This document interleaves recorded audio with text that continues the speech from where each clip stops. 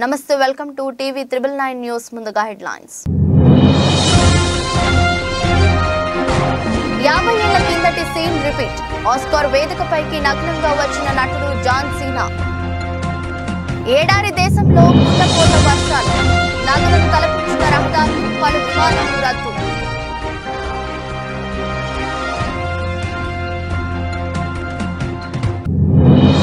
చనిపోయినా సరే పేదల గుండెల్లో బతికి ఉండాలన్నదే నా కోరిక బాపట్ల సభలో AP CM Jagan emotional speech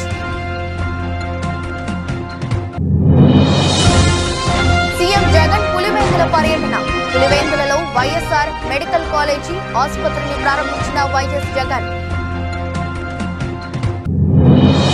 Yadadri Shri Lakshmi నరసింహస్వామిని దర్శించుకున్న సీఎం రేవంత్ రెడ్డి దంపతులు స్వామివారికి పట్టు వస్త్రాలు అమ్మవారికి ముత్యాల తలంబ్రాలు సమర్పించిన సీఎం ఆస్కార్ వేదికపై మరోసారి మెరిసిన ఆర్ఆర్ఆర్ వీడియో వైరల్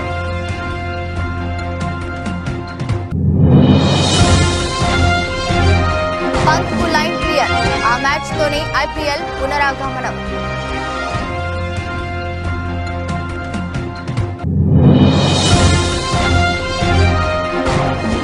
ఒడిదుడుకుల్లో దేశీయ మార్కెట్లు నష్టాల్లో హెచ్డిఎఫ్సి బ్యాంక్ షేర్లు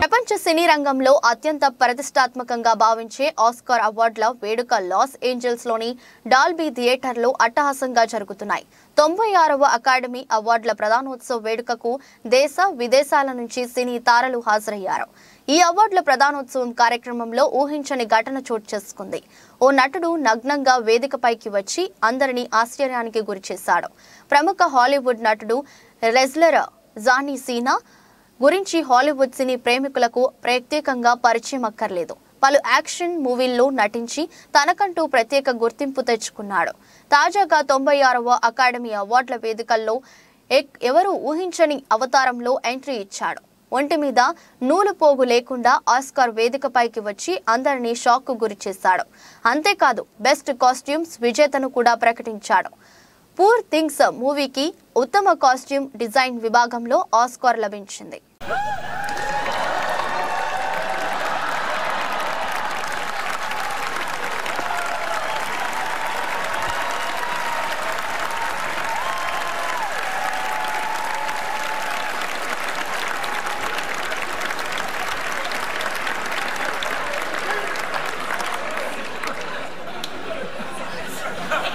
Costumes.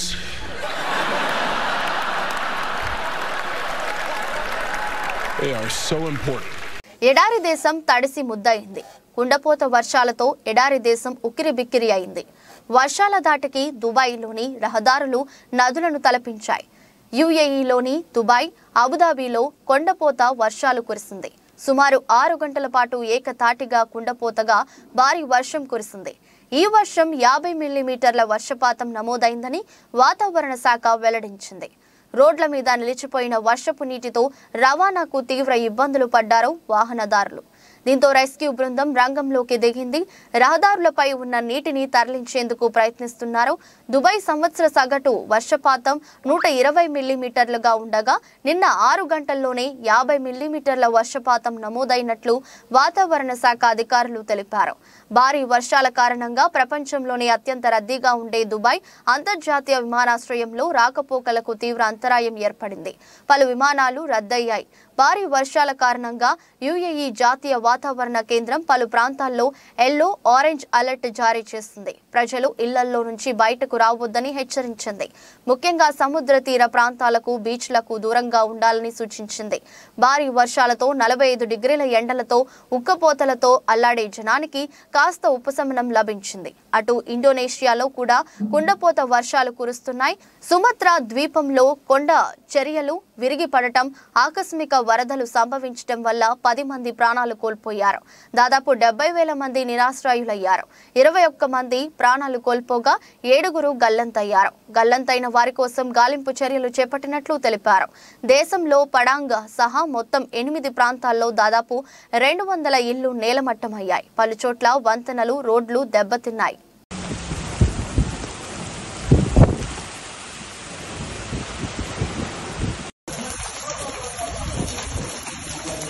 ما شاء الله على البرد.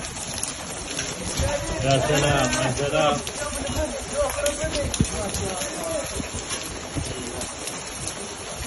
పదవిపై తనకు వ్యామోహం కానీ అధికారం పోతుందన్న భయం కానీ ఎప్పుడూ లేవని ఏపీ సీఎం జగన్ అన్నారు. పేదోడి భవిష్యత్తును మార్చాలన్నదే తన లక్ష్యమని పేర్కొన్నారు. బాపట్ల జిల్లా మేదరమెట్లలో ఆదివారం నిర్వహించిన వైసీపీ సిద్ధం భారీ బహిరంగ సభలో వైఎస్ జగన్ మాట్లాడారు. ప్రతి హిస్టరీ బుక్ లో పేరు ఉండాలన్నదే తన కోరిక అని ఈ సందర్భంగా జగన్ బయటపెట్టారు. చనిపోయినా సరే పేదల గుండెల్లో బతికి ఉండాలన్నది తన ఆశ అని పేర్కొన్నారు. అందుకే అధికారం అడుగుతున్నా అని స్పష్టం చేశారు.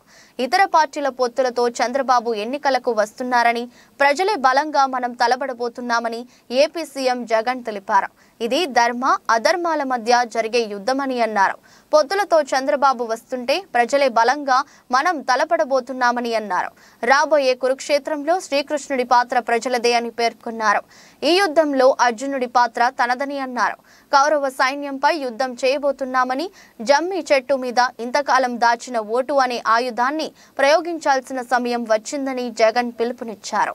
ఎన్నికలు ఇప్పటి వరకు ఈ 5 ఏళ్ల కాలంలో ఇంటింటికి కూడా మనందరి ప్రభుత్వం అందించిన సంక్షేమము, అభివృద్ధి పథకాలు కొనసాగలేనే మనకు వాటిని రద్దు చేయటమే టార్గెట్ గా పెట్టుకొని డ్రామాలు ఆడుతా ఉన్న చంద్రబాబుకు మధ్య జరిగే యుద్ధం ఈ ఎన్నికలు అని కూడా ఈ సందర్భంగా తెలియజేస్తా ఉన్నాను. ఈ యుద్ధంలో పేదలు ఒకవైపున ఉంటే పెత్తందారులు మరోవైపున ఉన్నారు. పెత్తందారులను ఓడించి పేదల ప్రయోజనాలను కాపాడేందుకు మీరంతా కూడా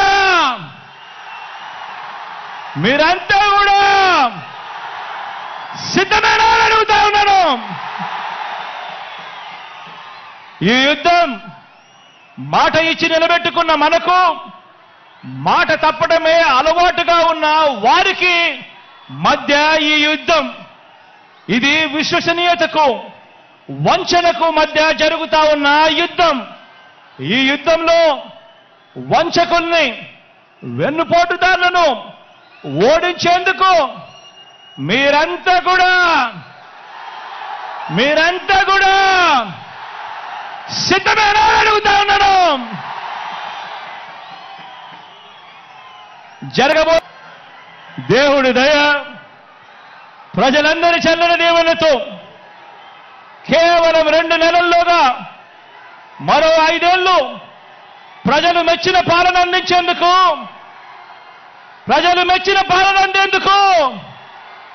జగన్ అనే నేను మీ సేవకుడిగా సిద్ధమని చెప్పి ఈ సందర్భంగా చెప్తా ఉన్నాను. సొంత నియోజకవర్గమైన పులివెందులలో పలు అభివృద్ధి పనులను ముఖ్యమంత్రి వైఎస్ జగన్ ప్రారంభించనున్నారు. అలాగే పలు ప్రారంభోత్సవాల్లో పాల్గొంటారు.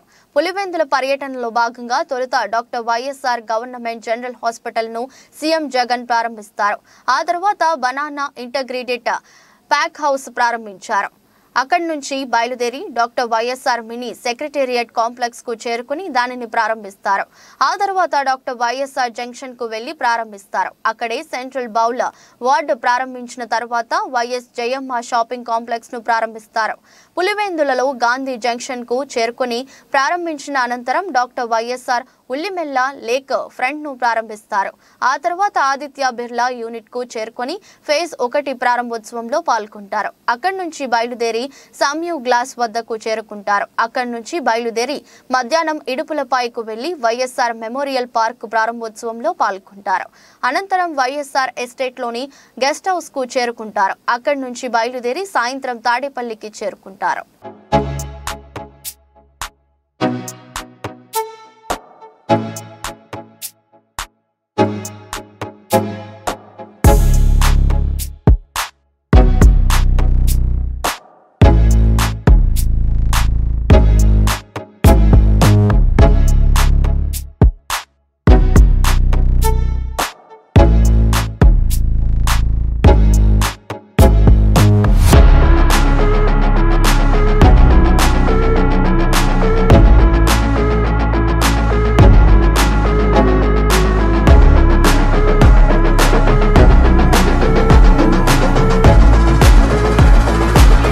లక్ష్మీ నరసింహస్వామి దేవస్థానం వార్షిక బ్రహ్మోత్సవాల సందర్భంగా యాదాద్రి చేరుకున్న ముఖ్యమంత్రి రేవంత్ రెడ్డి దంపతులకు ఆలయ అర్చకులు పూర్ణ కుంభంతో స్వాగతం పలికారు.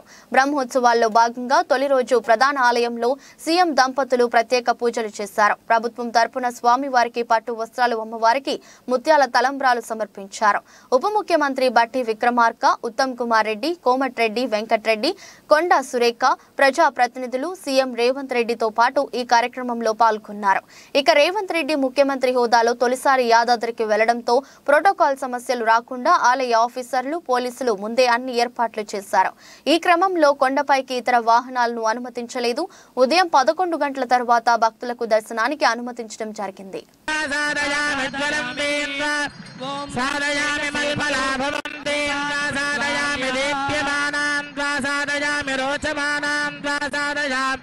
विदस्रां वासादयामि बृहज्योतिरं वासादयामि बोधयं दें वासादयामि जाग्रतीं वासादयामि उद्वेप्यस्वजातवेदो भग्नं निरतिं मम पशुपुष्टमह्यमावह जीवभक्तदिशो दिशा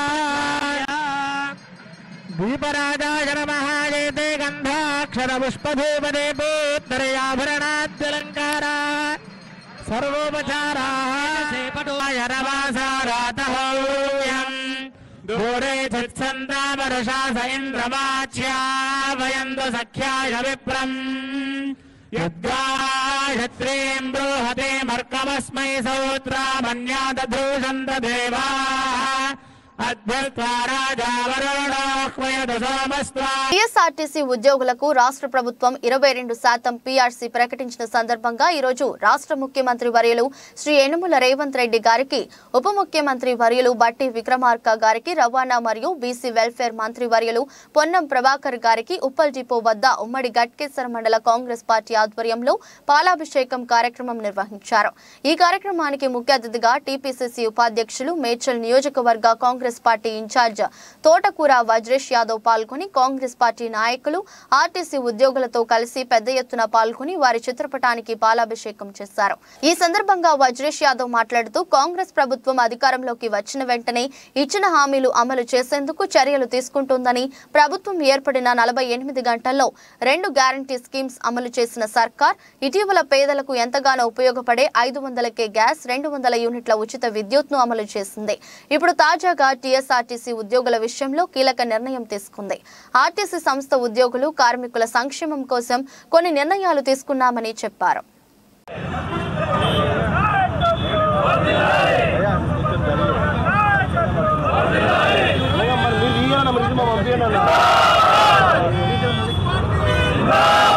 ఎక్కువైతుంది ఈ మధ్యన.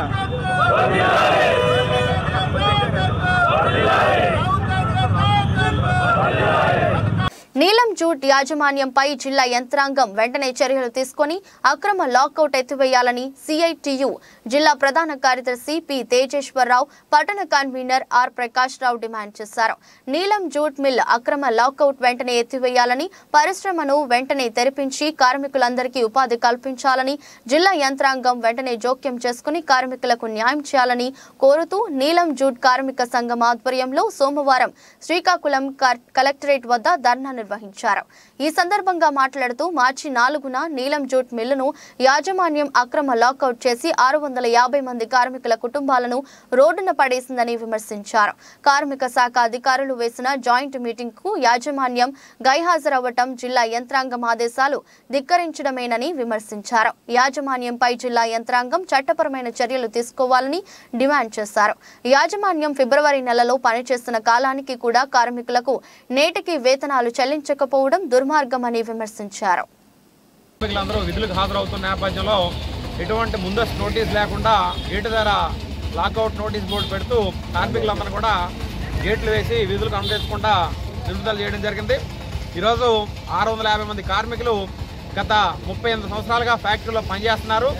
5 రూపాయల కూలీ నుండి ప్రారంభించి ఈరోజు పనిచేస్తున్న కార్మికులకి ఎటువంటి సమాచారం ఇవ్వకుండా ఈరోజు రోడ్డు పడేయడాన్ని సిఐటిగా తీవ్రంగా ఖండిస్తున్నాం. ఇప్పటికే జిల్లా కలెక్టర్ గారికి మన గ్రీవెన్స్ సెల్లో వినతిపత్రం ఇచ్చిన తర్వాత డిప్యూటీ కమిషనర్ లేబర్ ఆఫీస్లో మీటింగ్ వేయాలని చెప్పి నిర్ణయం చేసి జాయింట్ మీటింగ్ వేస్తే యూనియన్ నుండి అటెండ్ అయ్యారు తప్ప యాజమాన్యం అటెండ్ కాలేదు. జిల్లా కార్మిక శాఖ అధికారి యాజమాన్యాలకు ఫోన్ చేసినా ఫోన్ కూడా లిఫ్ట్ చేయకుండా అధికారుల ఆదేశాలని విక్రిస్తున్న నీలంజోటి యాజమాన్యంపై ముఖ్యమంత్రి రేవంత్ రెడ్డి నాయకత్వంలో రాష్ట్రం అభివృద్ధి పదంలో దూసుకుపోతుంది. రాష్ట్ర మంత్రులు పొంగులేటి శ్రీనివాస్, కొండా సురేఖ, సీతక్క పాల్గొన్నారు. వరంగల్ మార్చి 10 రాష్ట్ర దేవాదాయ గృహ నిర్మాణ సమాచార శాఖ మంత్రి పొంగులేటి శ్రీనివాస్, జిల్లా యాంచర్ మంత్రి, ఈరోజు రాష్ట్ర అటవీ పర్యావరణ శాఖ మంత్రి శ్రీమతి కొండా సురేఖ, రాష్ట్ర మంత్రి సీతక్కతో కలిసి మల్కార్, వరంగల్లోని వివిధ ప్రాంతాల్లో అభివృద్ధి పనులకు శంకుస్థాపన చేశారు. కానీ రాష్ట్ర మంత్రి శ్రీనివాస్ మాట్లాడుతూ వరంగల్ తూర్పు నియోజకవర్గంలో 250 కోట్లతో అభివృద్ధి పనులకు శంకుస్థాపన చేశారన్నారు. ఎన్నికల ముందు 6 హామీల పనులు 3 నెలల్లో పూర్తి చేస్తామని హామీ ఇచ్చి అన్ని విధాలా కృషి చేశారన్నారు. దాన్ని నెరవేర్చేందుకు చేస్తున్నాం. ఇప్పటి వరకు 4 హామీలు అమలు చేస్తున్నామని, మార్చి 11న ముఖ్యమంత్రి రేవంత్ రెడ్డి ఆధ్వర్యంలో ఇంద్రమాన్ డబుల్ బెడ్రూమ్ పథకానికి శ్రీకారం చుట్టి 2 లక్షల ఉద్యోగాలు రావాలని అన్నారు. ఇంద్రమాన్ హయాంలో ఏడాది ముందే అందజేస్తామని, ఇప్పటి వరకు 72,000 ఉద్యోగాలకు నియామకాలు జరిగాయని, భవిష్యత్తులో కాంగ్రెస్ ప్రభుత్వంపై ప్రజలు కన్న కలలను నెరవేర్చేందుకు కృషి చేస్తామని రాష్ట్ర మంత్రి కొండా సురేఖ అన్నారు. శంకుస్థాపన ప్రారంభోత్సవ కార్యక్రమంలో వరంగల్ పశ్చిమ అసెంబ్లీ సభ్యుడు నాయిని రాజేంద్ర రెడ్డి, వరహానపేట అసెంబ్లీ సభ్యుడు నాగరాజు, కార్పొరేటర్లు, అధికారులు, మాజీ కార్పొరేటర్లు, కాంగ్రెస్ నాయకులు పెద్ద సంఖ్యలో ప్రజలు పాల్గొన్నారు. జగ్గయ్యపేట నియోజకవర్గ బీసీసీఎల్ సమావేశంలో ఎన్టీఆర్ జిల్లా తెలుగుదేశం పార్టీ అధ్యక్షుడు, మాజీ మంత్రి నెట్టెం రఘురాం, జగ్గయ్యపేట నియోజకవర్గ తెలుగుదేశం పార్టీ అభ్యర్థి, జాతీయ తెలుగుదేశం పార్టీ కోశాధికారి శ్రీరామ్ రాజగోపాల్ తాతయ్య, తెలుగుదేశం, జనసేన, బీజేపీల కూటమిని పార్టీ సభ్యులుగా మేము అందరం స్వాగతిస్తున్నాం. రాష్ట్రంలో నెలకొన్న క్లిష్ట పరిస్థితుల ఆధారంగా అధినేత చంద్రబాబు నాయుడు పొత్తు నిర్ణయం తీసుకున్నారు. వైసీపీ నిరంకుశ పాలనను తుదు ముట్టించేందుకు బీజేపీ, టీడీపీ, జేఎస్పీ కలిసి పోటీ చేస్తున్నాయి. జగన్ రెడ్డి పాలనలో ఆంధ్రప్రదేశ్ ఆర్థిక సంక్షోభంలోకి నెట్టబడింది. అప్పులాంధ్ర ప్రదేశ్గా మార్చింది. ఈ జగన్ రెడ్డి ప్రభుత్వం కులంతో సంబంధం లేకుండా బీసీలు, ఎస్సీ, ఎస్టీలపై దాడులు జగన్ రెడ్డి ప్రభుత్వంలో జరిగాయి. వైసీపీ పాలనలో ప్రభుత్వం అంటే కేవలం జగన్ రెడ్డి, విజయసాయి రెడ్డి, సజ్జల రామకృష్ణారెడ్డి, ధనుంజయ రెడ్డిగా మారింది. ఈ ప్రభుత్వంలో బీసీలను ఎంత హీనంగా చూశారో వైఎస్ఆర్సీపీ బీసీసీఎల్ అధ్యక్షుడు జంగా కృష్ణమూర్తి మాటల్లోనే విందాం. తెలుగుదేశం జనసేనతో జట్టు కట్టడానికి ముందుకొచ్చిందని నేను గుర్తు చేస్తా ఉన్నా. నిన్ననే ఒప్పందం జరిగిపోయింది. అక్కడ భారతీయ జనతా పార్టీ వారికి రాజకీయమైనటువంటి అవసరం ఉంది. అలాగే మనకి మన రాష్ట్ర ప్రయోజనం ఉంది. ఈ రాష్ట్రంలో ఉన్నటువంటి ప్రజలందరి యొక్క భవిష్యత్తుకి మనం పూచి పట్టబోతా ఉన్నాం. ఇది జరగాలి, ఇది సక్రమంగా జరగాలి అంటే మనకి కేంద్రంలో ఉన్నటువంటి ఏదైతే ప్రభుత్వం రాబోతా ఉందో, ఇప్పుడు ఉన్నది రేపు రాబోతా ఉన్నట్టుగా మనకి తెలుస్తా ఉందో, ఆ ప్రభుత్వం యొక్క మరి అండదండలు కానీ, ఆ ప్రభుత్వంతో మనకు ఉండాల్సినటువంటి సఖ్యత కానీ కావాలి. అందుకే చంద్రబాబు నాయుడు గారు ముందుకెళ్ళారు. అందుకే మరి బీజేపీ వారు కూడా ఈ రాష్ట్రంలో ఉన్నటువంటి దుర్మార్గమైనటువంటి ఈ ప్రభుత్వాన్ని ఇంకా ఉంచడానికి వీల్లేదు, ప్రజలు ఇబ్బంది పడుతూ ఉన్నారు అనేటువంటి వాస్తవాన్ని గ్రహించి వారు కూడా ముందుకు రావడం అనేది జరిగింది. ఆ రకంగా ఈ రోజున ఉపయోగకరంగా వారి యొక్క రాజకీయ అవసరం, మన యొక్క రాష్ట్ర ప్రజల యొక్క అవసరం, మన రాష్ట్ర ప్రజల భవిష్యత్తు అవసరాన్ని దృష్టిలో పెట్టుకొని ఈ రకంగా తెలుగుదేశం, జనసేనతో పాటుగా ఒక నేషనల్ పార్టీ కూడా మనకి మరి ఈ రోజున పొత్తులోకి వచ్చింది. ఇక జగన్మోహన్ రెడ్డికి చొక్కలు చూపించడమే మిగిలింది. మొత్తం రేపటి ఎన్నికల్లో వన్ సైడే తప్ప మరొక సైడ్ ఉండాలనేది మనం చూస్తాం, కనపడతా ఉంది. అందుకనే టాలీవుడ్ దర్శక ధీరుడు రాజమౌళి తెరకెక్కించిన సూపర్ హిట్ చిత్రం త్రిబుల్ ఆర్. స్టార్ నటులు జూనియర్ ఎన్టీఆర్, రామ్ చరణ్ ప్రధాన పాత్రలో నటించిన ఈ మూవీ ఎన్నో రికార్డులను తిరగరాసింది. పలు జాతీయ, అంతర్జాతీయ అవార్డులను సొంతం చేసుకుంది. ప్రపంచ సినీ రంగంలో అత్యంత ప్రతిష్టాత్మకంగా భావించే ఆస్కార్ అవార్డును కూడా సొంతం చేసుకుంది. ఈ చిత్రం నుంచి గతేడాది జరిగిన ఈ ప్రతిష్టాత్మక అకాడమీ అవార్డుల వేడుకల్లో ఒరిజినల్ సాంగ్ కేటగిరీలో నాటు నాటు పాటకు ఆస్కార్ వరించిన విషయం తెలిసిందే. తాజాగా పండుగ ఆస్కార్ వేడుకల్లో మరోసారి ఈ పాట మెరిసింది. లాస్ ఏంజల్స్ లోని డాల్బీ థియేటర్లో 96వ అకాడమీ అవార్డ్స్ ప్రధానోత్సవం అట్టహాసంగా జరుగుతుంది. ఈ వేడుకల్లో త్రిబుల్ దృశ్యాలు కనిపించాయి. బెస్ట్ ఒరిజినల్ సాంగ్ కేటగిరీలో అవార్డును ప్రకటించే సమయంలో తెరపై నాటు నాటు పాటను ప్రదర్శించారు. ఎన్టీఆర్, చరణ్ వేసిన నాటు నాటు హుక్ స్టెప్ విజువల్స్ కనిపించాయి. సాధారణంగా ఏ అవార్డు ఇచ్చినా నామినీల వివరాలతో పాటుగా గతేడాది ఆ కేటగిరీలో అవార్డు పొందిన సినిమా తాలూకు విజువల్స్ ప్లే చేయడం పరిపాటి. అలా నాటు నాటు పాటని మరోసారి ఆస్కార్ వేదికపై చూసుకునే అవకాశం తెలుగు సినీ ప్రియులకు దక్కినట్లయింది.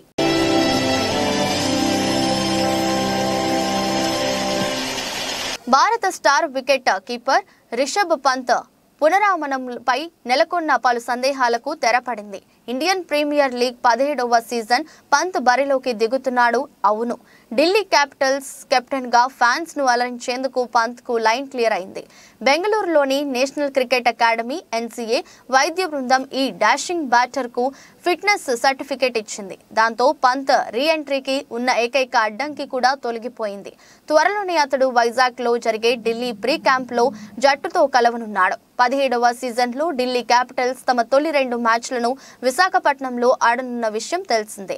2 ఏళ్ల క్రితం కారు యాక్సిడెంట్ లో మృత్యుంజయుడిగా బయటపడిన పంత్ మోకాలి సర్జరీ చేయించుకున్నాడు. అనంతరం NCAలో రిహాబిలిటేషన్ లో ఉన్న అతడు కష్టమైన వ్యాయామాలు చేసి ఫిట్నెస్ సాధించాడు.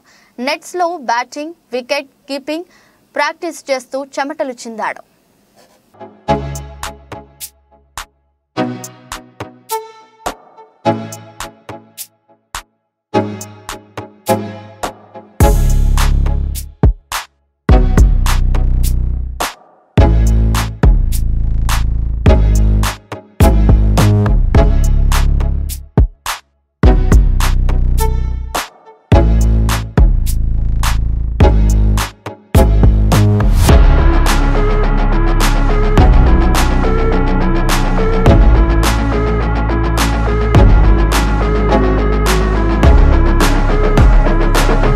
ఉదయం 9:28 సమయంలో బెంచ్ మార్క్ సూచి సెన్సెక్స్ సూచి 59 పాయింట్లు కోల్పోగా నిఫ్టీ సూచి 9 పాయింట్ల స్వల్ప నష్టాలతో ట్రేడింగ్ కొనసాగిస్తున్నాయి.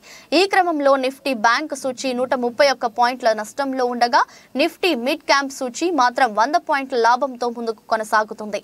వాస్తవానికి CLSA తాజాగా HDFC బ్యాంక్ షేర్ల టార్గెట్ ధరను డౌన్ గ్రేడ్ చేయడంతో షేర్లు నేటి ఉదయం ఆరంభం ట్రేడింగ్ సెషన్లోనే నష్టాల బాట పట్టాయి. ఒక్కో షేర్ టార్గెట్ ధరను 1650కి తగ్గిస్తున్నట్లు ప్రకటించింది. దీంతో ఇన్వెస్టర్లు కొంత ఆందోళనకు గురవుతున్నారు. NSEలో Cipla, UltraTech cements, PPCL, Hero Motors, Adani enterprises, HDFC life, Bajaj Finserv, Airtel, Coal India, Adani ports, Hindalco, SBI life, ITC Grasim, HCL technologies, Britannia, Bajaj finance, TCS Reliance, Asian Paints కంపెనీల షేర్లు లాభాలతో కొనసాగుతూ టాప్ గెయినర్లుగా ఉన్నాయి. ఇదే క్రమంలో Tata consumer, Tata steel, Bajaj auto, tech Mahindra, HDFC bank, Infosys, Tata Motors, UPL, IndusInd bank, LTIM, Hindustan Unilever, Kotak bank, power grid, LT, Maruti, ICICI bank, JSW steel, Axis bank, Sun Pharma కంపెనీల షేర్లు నష్టాల్లో కొనసాగుతూ టాప్ లూజర్లుగా నిలిచాయి.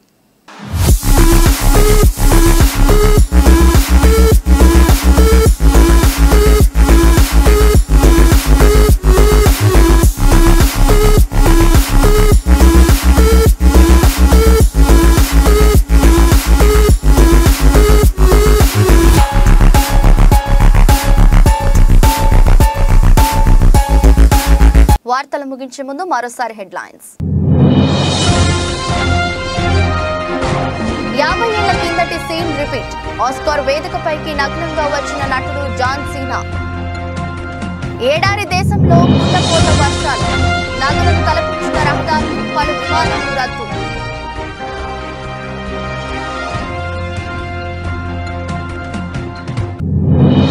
చనిపోయినా సరే పేదల గుండెల్లో బతికి ఉండాలన్నదే నా కోరిక. బాపట్ల సభలో AP CM Jagan emotional speech. CM Jagan Pulivendula పర్యటన. పులివెందులలో వైఎస్ఆర్ మెడికల్ కాలేజీ ఆసుపత్రిని ప్రారంభించిన వైఎస్ జగన్. యాదాద్రి శ్రీ లక్ష్మీ నరసింహస్వామిని దర్శించుకున్న సీఎం రేవంత్ రెడ్డి దంపతులు. స్వామివారికి పట్టు వస్త్రాలు, అమ్మవారికి ముత్యాల తలంబరాలు సమర్పించిన సీఎం.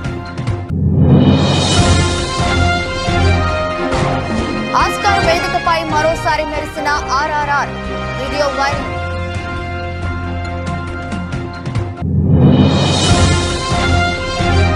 పంత్ కు లైన్ క్లియర్. ఆ మ్యాచ్ తోనే ఐపీఎల్ పునరాగమనం.